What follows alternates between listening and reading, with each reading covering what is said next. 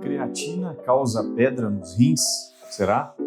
Olá, meu nome é Bruno Vedovato, sou médico, urologista, e hoje vamos falar sobre esse tema. É uma pergunta muito comum. A creatina é um suplemento amplamente utilizado, seja por atletas ou por indivíduos que praticam esportes ou musculação e têm um objetivo aí de alcançar mais objetivos, muitas vezes estão sob orientação ali profissional e no meio do caminho surge essa dúvida se essa creatina é problemática ou não. Então vamos falar sobre esse assunto e vamos direto ao ponto. Bom, a creatina é um suplemento muito utilizado e tem como principal função ali melhorar, otimizar a nossa capacidade de trabalho muscular, uma vez que ela atua ali nos mecanismos geradores de energia ali dentro do músculo e faz com que a gente consiga ter um aproveitamento maior durante uma sessão de treino e, consequentemente, você suportando treinar mais com mais carga, diminuindo um pouco talvez a sua percepção de esforço, você consiga mais resultados da sua sessão de treino, tá? Agora, será que ela interfere, né? Qual que é a relação creatina, rins e formação de cálculos renais? Então vamos ao que diz a ciência. Na grande maioria dos estudos que versam a respeito da creatina, não há uma correlação direta entre o seu uso e a formação de cálculo. Pelo contrário, trata-se de um dos suplementos aí alimentares para a questão de performance mais estudados e com mais evidência, mais respaldo científico quanto à sua segurança de uso. Inclusive, existem diversos estudos, até com nível de evidência alto, revisões sistemáticas, por exemplo, e artigos publicados em revistas de alto impacto ou a nutrição relacionada à prática esportiva e que mostram a segurança do uso e a não interferência da creatina com relação à formação de cálculos renais. Qual que é a confusão? A creatina é um composto que, quando metabolizado, ela é transformada em creatinina.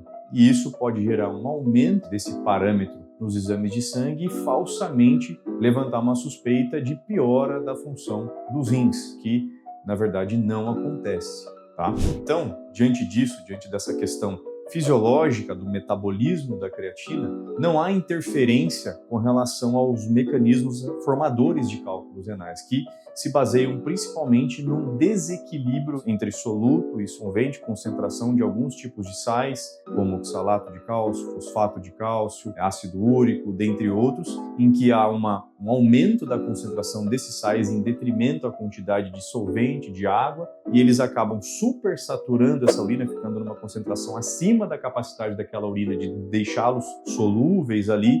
Então esses sais acabam se agregando e levando então à formação de cálculos renais. Então vejam que, do ponto de vista fisiológico, não há relação entre o consumo da creatina e esse desequilíbrio, que muito mais tem a ver com a ingesta hídrica desse paciente, se ele está bem hidratado, e com questões genéticas, lógico, né? A gente sabe que existem pacientes que têm uma predisposição maior à formação de cálculos, e também pelo ambiente, pelo contexto alimentar desse paciente, que muitas vezes tem uma oferta muito grande desses sais, ou tem um contexto alimentar, ou até tem doenças, comorbidades que alteram a composição da urina no sentido de fazer sobressair a quantidade desses sais em detrimento à quantidade de água, tá certo? Então, a conclusão que a gente chega é a seguinte: se você usa creatina com acompanhamento nutricional, na dose adequada para você, não há problema algum. Não existe nenhum estudo consistente que mostre relação de causa e efeito entre o consumo de creatina e o aumento ou o risco aumentado de formação de cálculos renais. Mas é claro, aqueles pacientes que, porventura, começam a fazer uma atividade física ou praticam já uma atividade física e acabam, por conta dela, muitas vezes se desidratando, são pacientes que precisam ficar atentos ao seu estado de hidratação, ou seja, manter uma ingesta hídrica adequada. E como que eu sei que eu estou ingerindo a quantidade adequada de água? Uma forma mais simples que a gente orienta no consultório é sempre fazer com que a sua cor da urina seja o mais clara possível. Isso demonstra que o seu corpo está bem hidratado e se dando ao luxo de eliminar água na urina, deixando a sua urina, então, bem diluída. E também o contexto alimentar. Você tem que ter uma alimentação rica em frutas, verduras. Frutas cítricas são interessantes por ter um componente, o citrato, que quela o cálcio e não permite que ele fique disponível para a formação de cálculos. Diminuir a ingesta de industrializados, de elementos que sejam ricos em sódio, né, em sal, e na maioria das vezes isso está em industrializados, de uma forma geral, em que esses elementos eles são mascarados ali tanto para aumentar a palatabilidade, o sabor, quanto para aumentar o tempo de prateleira, a validade daquele alimento. Então,